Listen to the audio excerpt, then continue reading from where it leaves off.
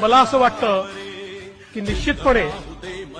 रोहित शर्मा या खेळाडूचं नाव भारताच्या क्रिकेटमध्ये एक जी आमची मोठ्या खेळाडूंची मांदियाळी आहे की ज्यांच्याशिवाय भारतचं क्रिकेट पूर्ण होऊ शकत नाही,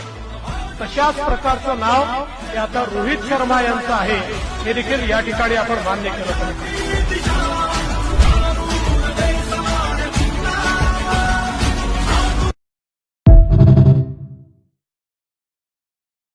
मला असं वाटतं की निश्चितपणे रोहित शर्मा या खेळाडूचं नाव भारताच्या क्रिकेटमध्ये एक जी आमची मोठ्या खेळाडूंची मांदियाळी आहे की ज्यांच्याशिवाय भारतचं क्रिकेट पूर्ण होऊ शकत नाही, तशाच प्रकारचं नाव हे आता रोहित शर्मा यांचं आहे, हे देखील या ठिकाणी आपण मान्य केलं पाहिजे.